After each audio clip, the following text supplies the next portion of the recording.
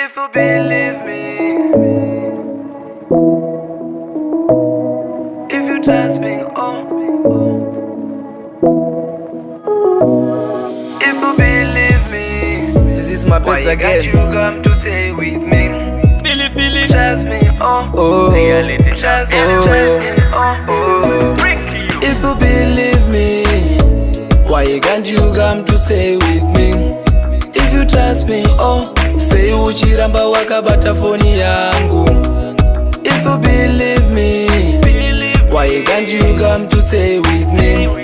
If you trust me, say uchiramba wakabata phone yangu.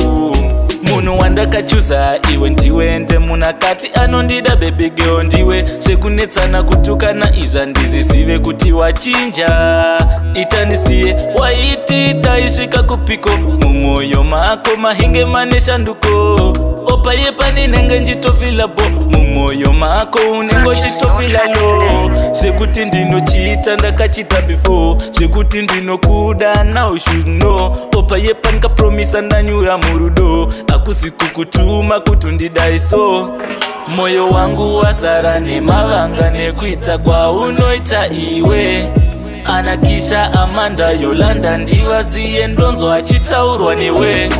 If you believe me, why can't you come to stay with me? If you trust me, say uchiramba wakabata phone yangu. If you believe me, why can't you come to stay with me? If you trust me, say uchiramba wakabata phone yangu. I be looking like somebody are blind. Baby aubude mangu mu mind. Sitaragonda isa bangu pari mind. Let me call you baby if you don't mind. I just wanna tell you baby girl I love you. My baby boo, baby girl I miss you. Sagana mira pandiri senge tatu. Sepa mchato pano bataniswa futi wantu. I was thinking ininewe rudo redu richasvika kure. Ndoda kukutora twenda kumakore. Kukuluza baby wangu azvizi nyore. Andidiwa negodweni wakutore. Ndikangowatuka inusa ndidzore. Andidi kugodzoka ine kumashure. Oh baby wangu kumashure. If you believe me, why can't you come to stay with me? If you trust me, say uchiramba wakabata phone yangu. If you believe me, why can't you come to stay with me?